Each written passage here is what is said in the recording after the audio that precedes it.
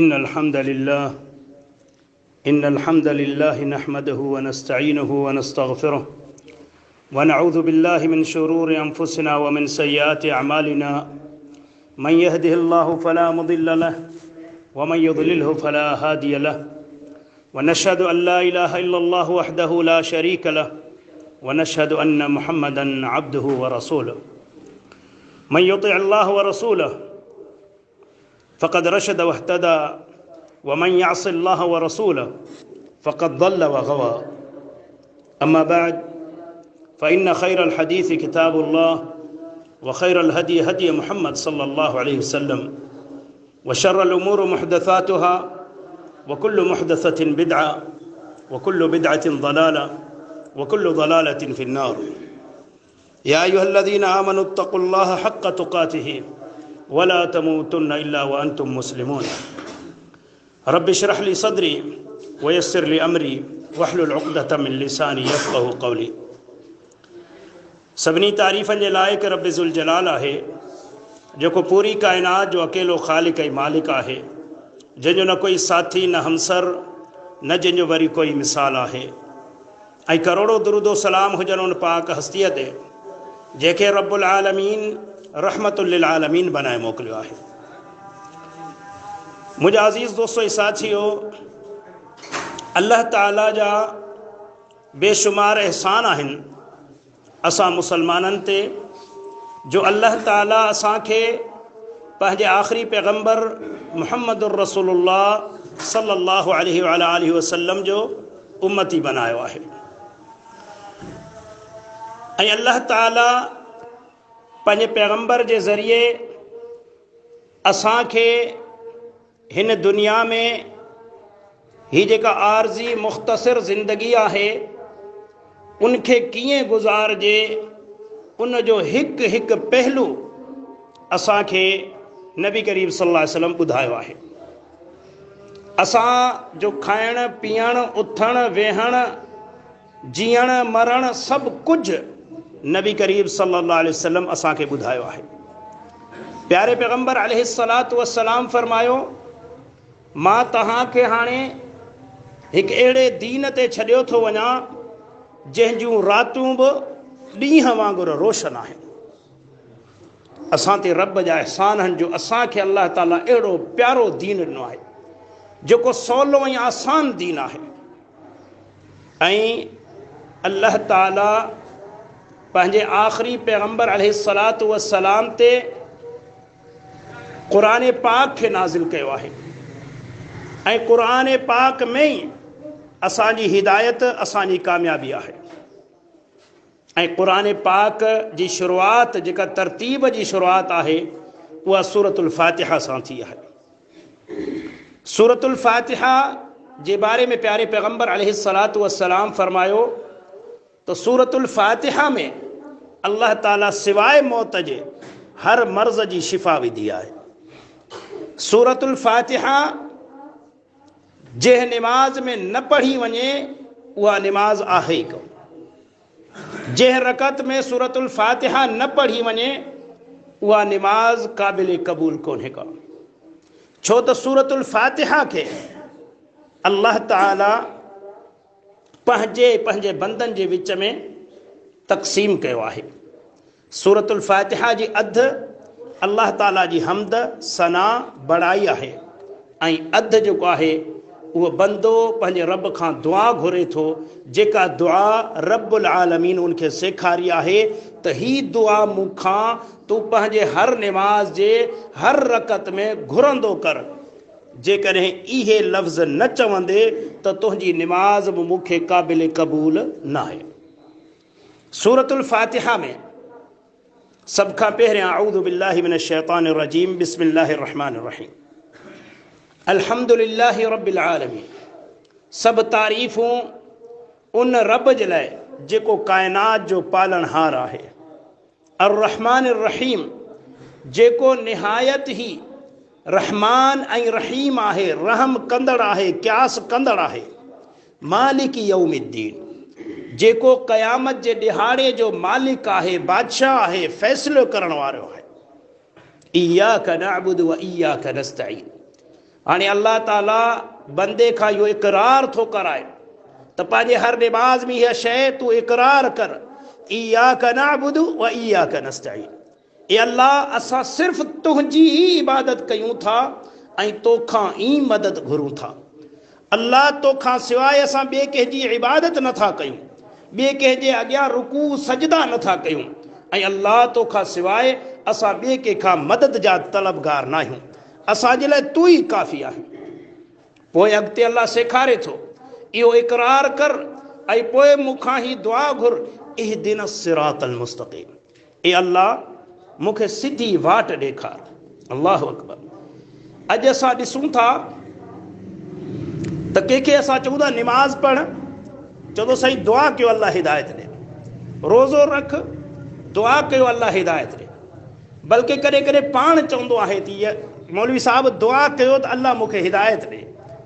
पर क़ुरान पढ़ी ॾिसो, अल्लाह ताला फरमाए थो मां हिदायत उन्हनि खे ई ॾींदो आहियां जेके हिदायत जा तलबगार हूंदा। असांखे पंहिंजे रब खां हिदायत घुरणु खपे, या अल्लाह मूंखे सिधी वाट ॾेखार, मूंखे हिदायत ॾे। ऐं पोइ अॻिते अल्लाह इहो बि ॿुधायो आहे, वाटूं त खोड़ियूं आहिनि, हर माण्हू चए थो त मां सिधी वाट ते आहियां। अॼु जे मुआशिरे में तव्हां कंहिंखे न ॾिसंदो जेको चवंदो मां ग़लति आहियां। हर माण्हू चए थो मां सिधी वाट ते आहियां, मां सिरातुल मुस्तक़ीम ते आहियां, मुंहिंजी जमायत जन्नत वारी जमायत आहे।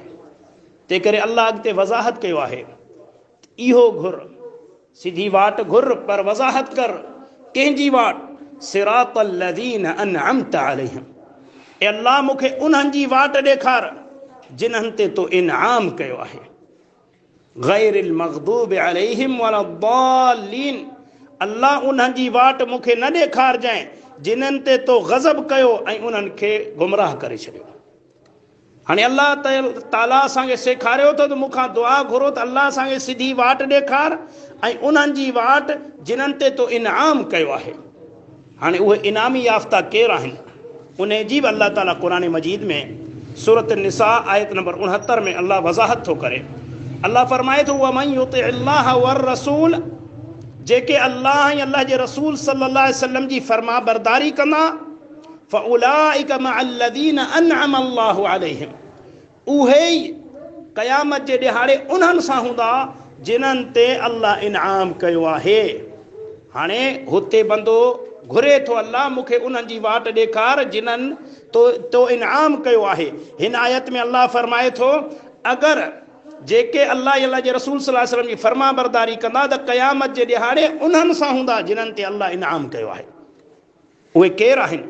अल्लाह ॿुधाए थो मिनन नबिय्यीन वस्सिद्दीक़ीन वश्शुहदा वस्सालिहीन वहसुन उलाइका रफ़ीक़ा। उहे केरु आहिनि? उहे नबी आहिनि, उहे सिद्दीक़, उहे सचा आहिनि, उहे शहीद जेके अल्लाह जे राह में पंहिंजूं जानियूं ॾिनऊं, उहे सालिहीन आहिनि जिन्हनि पंहिंजूं ज़िंदगियूं नेक सालिह अमलनि में अल्लाह जी फर्मा बरदारी गुज़ारी आहे। इहे ई आहिनि जिन्हनि ते अल्लाह इनाम कयो आहे। अल्लाह फरमाए थो अगरि मुंहिंजे पैगम्बर जी फर्मा बरदारी कंदो त मां क़यामत जे ॾिहाड़े उन्हनि सां गॾु तव्हांखे उथारींदुसि। उहे नबी, उहे सहाबा, उहे अहल बैत, उहे अल्लाह जा वली, तो उन्हनि सां हूंदे, पर शर्त इहो आहे त दुनिया तूं ज़िंदगी ईअं गुज़ार जीअं अल्लाह ऐं अल्लाह जे रसूल सल्लल्लाहु अलैहि वसल्लम तोखे चयो आहे। वहसुन उलाइका रफ़ीक़ा, ऐं इहा ई बहितरीन संगत आहे, इहा ई बहितरीन जमायत आहे। अॼु असां दुनिया जे संगत जे करे हराम कमायूं कयूं था, दुनिया जे संगत जे करे मिटी माइटनि जे करे निमाज़ूं छॾियूं था, तौहीद छॾियूं था, शिरक कयूं था, बिदअत कयूं था, मिटनि माइटनि दोस्तनि भाइरनि खे राज़ी करण जे लाइ। अल्लाह फरमाए थो न न, इहा संगत, इहा मिटी माइटी, इहा दोस्ती, इहा भाई पी दुनिया में ख़तमु थींदी, अॻिते कोन हलंदी। ऐं अॻिते जी जेका दोस्ती अगरि निभाइणी अथई त पोइ सहाबा ऐं अहल बैत जे तरीक़े ते हलंदे त क़यामत जे ॾिहाड़े उन्हनि सां हूंदा। प्यारे पैगम्बर अलैहिस्सलातु वस्सलाम खां कंहिं पुछा कयो त नबी करीम सल्लल्लाहु अलैहि वसल्लम फरमायो त क़यामत जे ॾिहाड़े इंसान उन्हनि सां ई हूंदो जिन्हनि सां दुनिया में मोहबत थो करे। अगरि दुनिया में नेकोकारनि सां तुंहिंजी सोहबत आहे, दुनिया में नेकोकारनि सां तुंहिंजी मोहबत आहे, अल्लाह वारनि सां आहे, त क़यामत जे ॾिहाड़े अल्लाह वारनि सां उथंदे। अगर दुनिया में तुझी दोस्ती, तुझी भाईपी, तुझी मिटी माइटी बदकारन सां है तो क़यामत जे ॾिहाड़े उन्हनि सां ई उथंदे। तो मुझे अज़ीज़ दोस्तों, हाँ इहा दुआ अल्लाह ताला असांखे सेखारी। पंहिंजे हर निमाज़ में इहा दुआ घुरो, अल्लाह उन्हनि जो रस्तो ॾेखार जिन्हनि ते तो इनाम कयो आहे। ऐं अल्लाह ॿुधायो उहे कहिड़ा आहिनि, उहे नबी आहिनि, उहे सिद्दीक़ आहिनि, उहे सालिह बाना आहिनि, उहे शहीद आहिनि। हाणे अचो त असां ॾिसूं त सही, दुआ त घुरूं था, अल्लाह असांखे उन्हनि जो रस्तो ॾे, पर कॾहिं गौर कयो अथऊं त हुननि ज़िंदगी कीअं गुज़ारी ऐं असां ज़िंदगी कीअं पिया गुज़ारियूं। पैगंबरनि खे अल्लाह छा लाइ मोकिलियो आहे? दुनिया लाइ, को तख़्तो ताज ॾियण लाइ, को दौलत ॾियण लाइ, को शोहरत ॾियण लाइ, सरदारी ॾियण लाइ न। नबी करीम सल्लल्लाहु अलैहि वसल्लम खे अल्लाह ताला फरमाए थो क़ुरान मजीद में सूरत अल अहज़ाब आयत नंबर 45 में, या अय्युहन नबियो, ए मुंहिंजा प्यारा पैगंबर, इन्ना अरसलनाका, असां तोखे मोकिलियो आहे, शाहिदन व मुबश्शिरन व नज़ीरा, हिन उम्मत ते गवाह करे ऐं ख़ुशख़बरी ॾींदड़ ऐं ड्रेजारींदड़ करे मोकिलियो आहे, वदाइयन इलल्लाह, ऐं हिकु अल्लाह ॾे सॾींदड़ करे मोकिलियो आहे, बिइज़निही वसिराजम मुनीरा, अल्लाह जे हुकुम सां, ऐं तोखे असां हिकिड़ो रोशन चिराग करे मोकिलियो आहे, नूर करे मोकिलियो आहे। नबी करीम सल्लल्लाहु अलैहि वसल्लम जे अचण खां अॻु में हिन दुनिया में ऊंदाही हुई, जहालत जी ऊंदाही, ज़ुल्म जी ऊंदाही, दुश्मनी जी ऊंदाही ऐं फहाशत जी ऊंदाही हुई। पर प्यारे पैगंबर अलैहिस्सलातु वस्सलाम जे अचण खां पोइ हिन दुनिया में इल्म जो नूर फैलियो, ईमान जो नूर फैलियो, हिन दुनिया में तौहीद जे गैरत जो नूर फैलियो ऐं हर तरह सां नूर ई नूर फैलियो। त अल्लाह ताला प्यारे पैगंबर अलैहिस्सलातु वस्सलाम खे फरमायो, असां तोखे हिकिड़ो रोशन चिराग करे मोकिलियो, अल्लाह ॾे सॾींदड़ करे मोकिलियो आहे। इहा आहे पैगंबरनि जी ज़िंदगी, अल्लाह ॾे सॾींदड़। असां ॾिसूं, असां माण्हुनि खे अल्लाह ॾे सॾियूं था, मेले ते सॾियूं था, शहर वञूं था त बि कंहिं न कंहिंखे गॾायो वञूं था, भत ते वञूं था, दावत हुजे न हुजे कंहिं न कंहिंखे गॾायो हलूं था त हल 1000 रुपया छनो ॾियां थो, 2 ॼणा तव्हां बि गॾिजी भला हूअं ई भरियां थो, मुफ़्त में खाई था अचूं। इहे सलाहूं कयूं था, इहो सॾु ॾियूं था, ऐं असां पंहिंजनि प्यारनि खे, दोस्तनि खे, भाइरनि खे अल्लाह ॾे केतिरो सॾियूं था। निमाज़ जे लाइ पंहिंजे दोस्तनि खे चऊं था, तौहीद जे लाइ चऊं था, क़ुरान जी तालीम जे लाइ चऊं था, जलसनि जे लाइ ज़बरदस्ती कयूं था। असां पंहिंजी शादी भत जे लाइ त ज़ोर था कयूं, अचिणो अथई न त भाई पी ख़तमु आहे। कॾहिं असां इहो चयो आहे त दीनी प्रोग्राम में तोखे अचिणो आहे न त भाई पी ख़तमु आहे, निमाज़ ते तोखे अचिणो आहे न त भाई पी ख़तमु आहे। मुंहिंजा अज़ीज़ दोस्तो, पैगंबरनि जी ज़िंदगी अल्लाह ॾे सॾींदड़ ऐं कहिड़ी हालत में सॾींदड़। अल्लाह अकबर। नबी करीम सल्लल्लाहु अलैहि वसल्लम खे अल्लाह ताला सूरत अल कहफ आयत नंबर 6 में फरमाए थो, फलअल्लक बाखिउन नफ्सक अला आसारिहिम इल्लम युमिनु बिहादल हदीस असफा। ए मुंहिंजा पैगंबर अलैहिस्सलातु वस्सलाम, छा तूं पंहिंजो पाण खे रंज में, ॾुख में हिननि माण्हुनि जे पोयां हलाक करे छॾींदे जो ही ईमान नथा आणीनि तुंहिंजे पैगाम ते। अल्लाह अकबर। हिकिड़ी ॿी जाइ ते अल्लाह ताला फरमाए थो, लअल्लक बाखिउन नफ्सक अल्ला यकूनु मुमिनीन, सूरतुल शुअरा आयत नंबर 3। अल्लाह फरमाए थो, मुंहिंजा पैगंबर, छा तूं पंहिंजो पाण खे हलाक कंदे इन गम में जो ही ईमान नथा आणीनि। इहो गम नबी करीम सल्लल्लाहु अलैहि वसल्लम खे उम्मत जे लाइ। असां सोचूं नबी जी वाट त घुरूं था, पर हिन उम्मत जे लाइ असांखे अहिड़ी गणती आहे। उम्मत खे छॾियो, घर वारनि जे लाइ गणती आहे, माउ पीउ जे लाइ आहे, भेनरुनि भाइरनि जे लाइ आहे, औलाद जे लाइ गणती आहे त हू बेनिमाज़ी आहिनि, हू क़ुर पढ़ियल न आहिनि, हू रमज़ान जा रोज़ा नथा रखनि, उन्हनि जे लाइ गणती आहे। उन्हनि खे बि छॾियो, पंहिंजे लाइ गणती आहे। पंहिंजे लाइ कॾहिं पंहिंजे लाइ असां गणती कई आहे त 5 वक़्त निमाज़ कोन थो पढ़ा। मुत्तकी में मुत्तकी, जेको पाण खे वॾो मुत्तकी था सम्झनि, फज्र ई सुम्हियानी निमाज़ कज़ा आहे। कॾहिं सोचियो त असां पंहिंजे लाइ केतिरी गणती था कयूं, रमज़ान जे रोज़नि जे लाइ केतिरी गणती था कयूं, क़ुर जी तिलावत जे लाइ केतिरी गणती था कयूं। नबी करीम सल्लल्लाहु अलैहि वसल्लम उम्मत जे लाइ गमज़दा हूंदा हुआ। पाण त जन्नत जा सरदार हुया, उनजो घराणो अहल बैत, सैयदना अली, सईदा फातिमा, सईदुल शबाबुल जन्ना, जन्नत जे नौजवाननि जा सरदार हसनैन करीमैन, घराणो बि जन्नती, पाण बि जन्नती, जन्नतनि जा सरदार आहिनि, पर ॻणती उम्मत जे लाइ। नबी करीम सल्लल्लाहु अलैहि वसल्लम फरमाइनि था तव्हांखे छा थी वियो आहे? मुंहिंजी मिसाल उन माण्हू वांगुरु आहे जो को हिकिड़े बाह ते वेठो हुजे ऐं पतंग अची ज़ोरी बाह में घिड़नि वेठा ऐं हू पतंगनि खे हटाए वेठो, बाह खां बचाए वेठो, पर पतंगनि जी हालत इहा आहे त ज़ोरी बाह में था घिड़नि। मुंहिंजा हाल उहे आहिनि। मां पंहिंजी उम्मत खे चेल्ह मां वठी दोज़ख खां बचायां वेठो, पोइ ते छिकियां वेठो। उम्मत जा हाल इहे आहिनि त ज़ोरी पे था दोज़ख ॾे वञनि।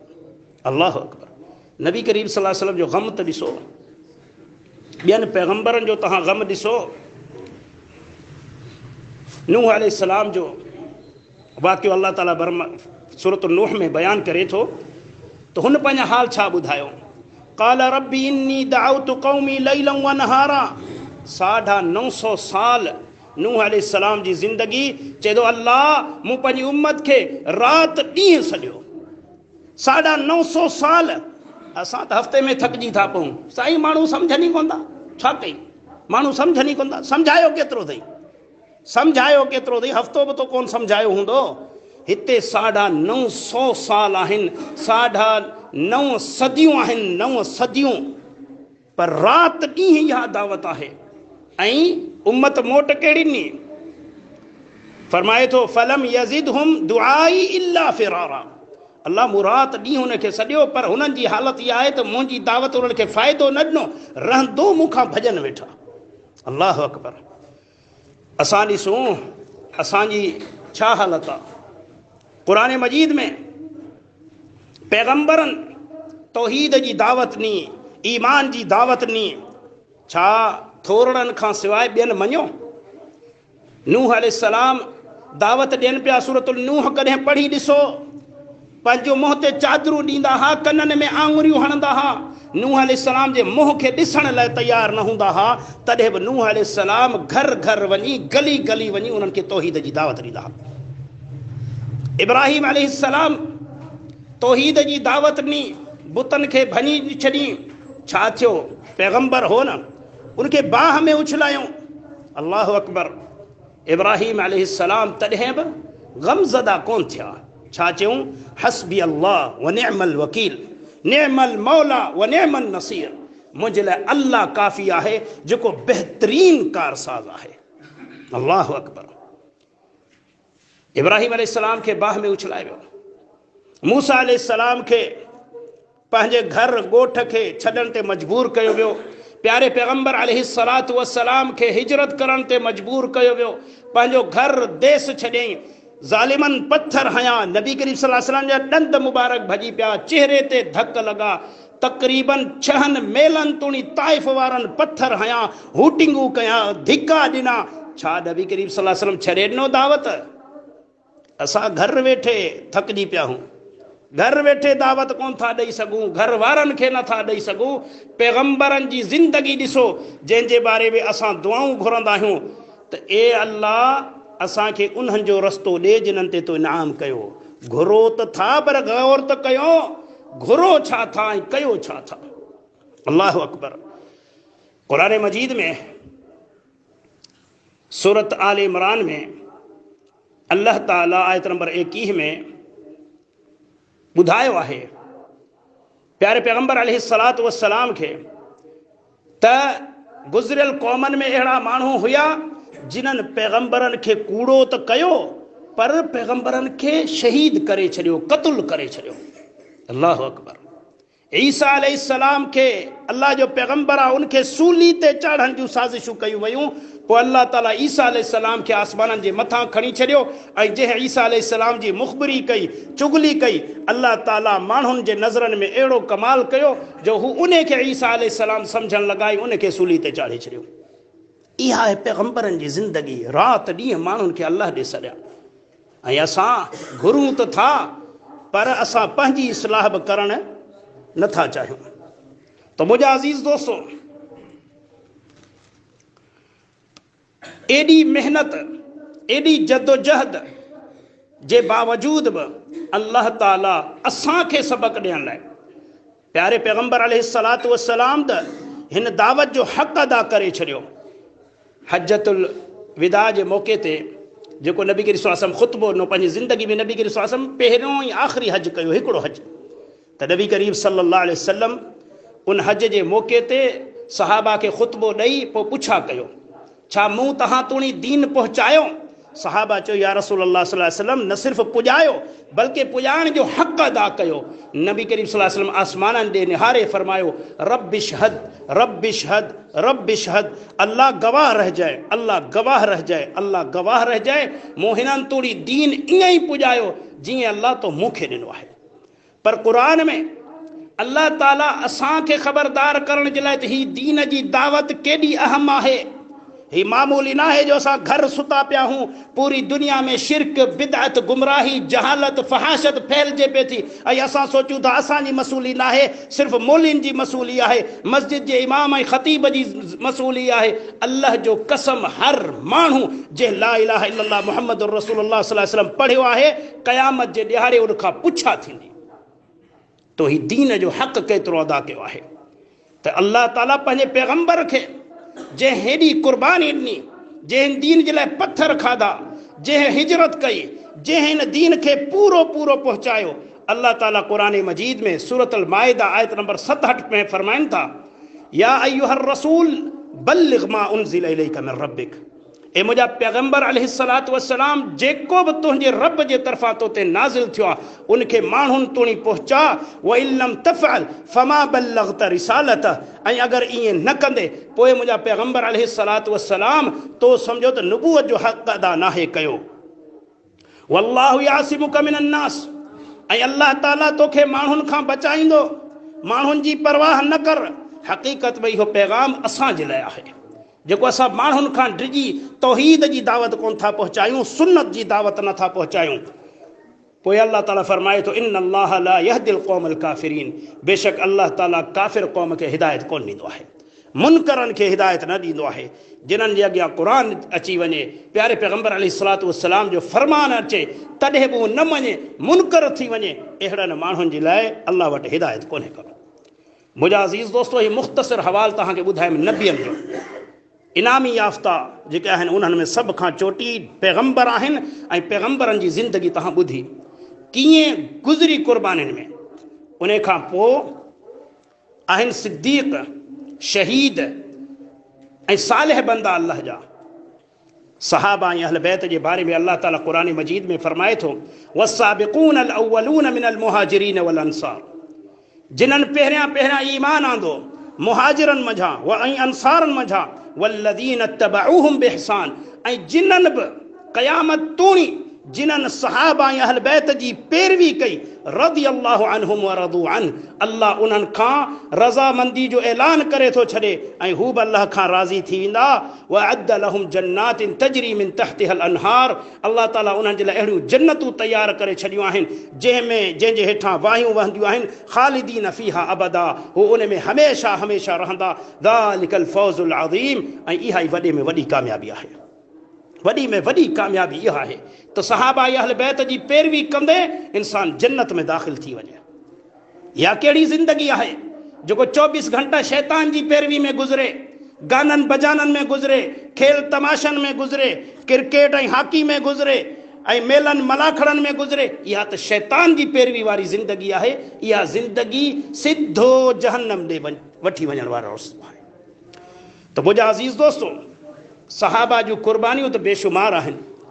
अबू बकर कलमो पढ़ियो, सभु कुझु जान माल कुर्बान करे छॾी, हिजरत कई, घर छॾियईं, देश छॾियईं, नबी करीम सल्लल्लाहु अलैहि वसल्लम सां हर ख़तरे जी घड़ी में गॾु पंहिंजी ज़िंदगी गुज़ारी, जानूं ॾिनऊं। जॾहिं बि नबी करीम सल्लल्लाहु अलैहि वसल्लम जे तरफ़ को पत्थर वधंदो हो, को तीर ईंदो हो, त उहे सहाबा पंहिंजो सीनो ॾींदा हुआ, पंहिंजूं जानियूं कुर्बान कंदा हुआ, पर नबी करीम सल्लल्लाहु अलैहि वसल्लम खे तकलीफ़ ॾियणु बर्दाश्त न कंदा। अल्लाहु अकबर। माल औलाद, मर्द त मर्द, पर औरतूं सहाबियात, उन्हनि बि पंहिंजा बच्चा पेश करे छॾिया। हिकिड़ी सहाबीअ जे बारे में ज़िक्र अचे थो त हिकिड़े जंग जे मौक़े ते हिकिड़ी अफ़वाह फैली त नबी करीम सल्लल्लाहु अलैहि वसल्लम शहीद थी वियो आहे। उहा औरत घरां निकिरी मैदान जंग जे तरफ़, होॾां परियां मुसलमान अचनि पिया, उनखां पुछा पई करे त ॾियो हवाल नबी करीम सल्लल्लाहु अलैहि वसल्लम जो। चयो नबी करीम सल्लल्लाहु अलैहि वसल्लम ख़ैरियत सां आहे पर तुंहिंजो पुटु गुज़ारे वियो। वरी अॻिते वई, ॿियो काफ़िलो आयो, पुछा कई, चई नबी करीम सल्लल्लाहु अलैहि वसल्लम ख़ैरियत सां आहे, तुंहिंजो भाउ गुज़ारे वियो। वरी अॻिते वई, उन्हनि चयो त तुंहिंजो नबी करीम सल्लल्लाहु अलैहि वसल्लम ख़ैरियत सां आहे, तुंहिंजो मुड़ुसु गुज़ारे वियो आहे। अल्लाहु अकबर। तव्हांजो वेंदे वेंदे नबी करीम सल्लल्लाहु अलैहि वसल्लम ते नज़र पियसि, चई या रसूल अल्लाह सल्लल्लाहु अलैहि वसल्लम, अल्लाह जो कसम तुंहिंजे दीदार खां पोइ को ॾुख न आहे रहियो। अल्लाहु अकबर। इहा मुहबत, इहा तड़प, इहो ईमान। असां त सिर्फ़ु बिरयानी जे प्लेट ते ईमान खपाए वेठा आहियूं। असां पैसे ॾोकड़ जे ख़ातिर, दुकानदारी जे ख़ातिर, सऊदी जे वीज़ा जे ख़ातिर असां पंहिंजे ईमान खे लिकाए वेठा आहियूं। कहिड़ो ईमान आहे? दुनिया में शिरक आम थी वियो आहे, फ़हाशत आम थी वई आहे, कंडिन जी पूॼा थिए थी, क़बरनि जी पूॼा थिए थी, जानवरनि जी पूॼा थिए थी। अॼु बि मुस्लमान चवनि था बाबा कंहिंखे सम्झाईंदो, चुपड़ी करे वेहो, अञा सब्र कयो। कॾहिं सब्र कंदव? अल्लाह जो कसम, अॼु मूं हिकिड़ी वीडियो ॾिठी, इंडिया में मुसलमाननि बुत परस्ती शुरू कई। अञा बि ख़ामोश रहूं, अञा बि चुप रहूं? कॾहिं जाॻंदव? जॾहिं इहा बीमारी घरनि में अचे, जॾहिं असांजा बच्चा बुत परस्त थियनि, बुतनि जी पूॼा कनि, पोइ उथंदव? अल्लाहु अकबर। तो मुंहिंजा अज़ीज़ दोस्तो, क़ुरान में अल्लाह ताला फरमाए थो, फ़इन आमनू बिमिस्लि मा आमनतुम बिही। अल्लाह क़यामत तूणी जे इंसाननि खे चए थो, अगरि ही मुसलमान, ही कलमे पढ़ण वारा ईअं ईमान आहिनि जीअं सहाबा या अहल बैत ईमान आंदो आहे, फ़क़द इह्तदौ, पोइ ही हिदायत याफ़्ता। ईमान ईअं हुजे जीअं सहाबा या अहल बैत जो। सहाबा या अहल बैत पंहिंजो सभु कुझु क़ुर्बान कयो। असां छा क़ुर्बान कयो? असां त पंहिंजे पुट खे मदरसे में ॾियण लाइ तयारु न आहियूं, क़ुर पढ़ाइण लाइ तयारु न आहियूं। पुट खे डॉक्टर बनाइणो आहे, इंजीनियर बनाइणो आहे। केतिरो खाईंदे इन जी कमाई? दुनिया तूणी आहे न डॉक्टर इंजीनियर। अॻिते डॉक्टरी हलंदी, डॉक्टरी जी इंजीनियरिंग जी सर्टिफिकेट पुछा थींदी, अॻिते अमल पुछा थींदा। अमल केतिरा आहिनि मूं वटि तव्हां वटि? त मुंहिंजा अज़ीज़ दोस्तो, जेको असां चऊं था त सहाबा ऐं अहल बैत वारी ज़िंदगी अल्लाह असांखे ॾे, रुगी चवण तूणी महदूद न हुजूं, बल्कि रोज़ पंहिंजो मुहासिबो बि कयूं त असांजी ज़िंदगी केतिरी आहे सहाबा ऐं अहल बैत जे मुताबिक़। अल्लाह ताला खां दुआ आहे, अल्लाह ताला असांखे अमल जी तौफ़ीक़ अता फ़रमा। अक़ूलु क़ौली हाज़ा वस्तग़फ़िरुल्लाह ली व लकुम व लिसाइरिल मुस्लिमीन फ़स्तग़फ़िरूहु इन्नहु हुवल गफ़ूरुर रहीम।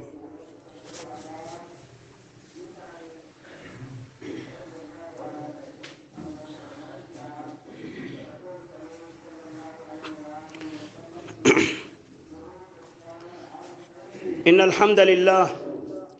हम्दलिल्लाह नहमदुहु व नस्तईनुहु व नस्तगफिरुहु व नऊज़ु बिल्लाहि मिन शुरूरि अंफुसिना व मिन सय्यिआति अमालिना मन यहदिहिल्लाहु फला मुदिल्ल लहु व मन युद्लिलहु फला हादिय लहु व नशहदु अन ला इलाहा इल्लल्लाहु वहदहु ला शरीक लहु व नशहदु अन्न मुहम्मदन अब्दुहु व रसूलुहु। मुंहिंजा अज़ीज़ दोस्तो ऐं साथियो, प्यारे पैगंबर अलैहिस्सलातु वस्सलाम असांखे ॿुधायो त हिकिड़ो अहिड़ो ज़मानो ईंदो जंहिं ते क़ुर ऐं सुन्नत ते अमल करणु, हिकिड़ी सुन्नत खे ज़िंदा करणु ईअं आहे जीअं हथ ते टांडा खणण जे बराबरि। नबी करीम सल्लल्लाहु अलैहि वसल्लम फरमाए, पोइ उन दौर में जेको सुन्नतनि खे ज़िंदा कंदो, सुन्नतनि ते अमल कंदो, सहाबा खे फरमायो 50 माण्हुनि जो अजर उनखे मिलंदो।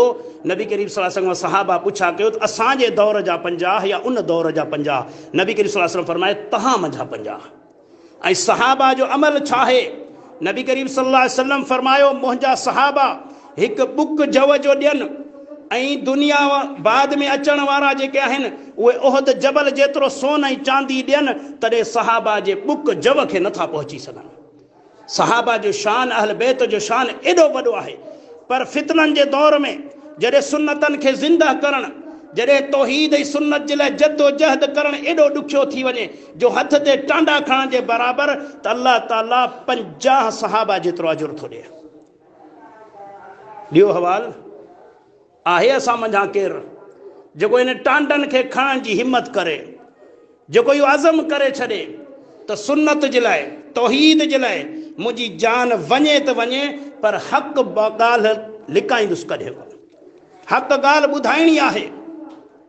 मुंहिंजा अज़ीज़ दोस्तो, सहाबा जे बारे में अल्लाह ताला क़ुरान मजीद में फरमाए थो, वल्लज़ीन आमनू वहाजरू वजाहदू फी सबीलिल्लाह, उन्हनि जिन्हनि ईमान आंदो ऐं पोइ हिजरतूं कयूं, पोइ अल्लाह जे राह में जिहाद कयूं वल्लदीन आव व नसरु ऐं जिन्हनि उन्हनि जी मदद कई उलाइक हुमुल मुमिनून हक़ा इहे ई सच्चा मोमिन आहिनि।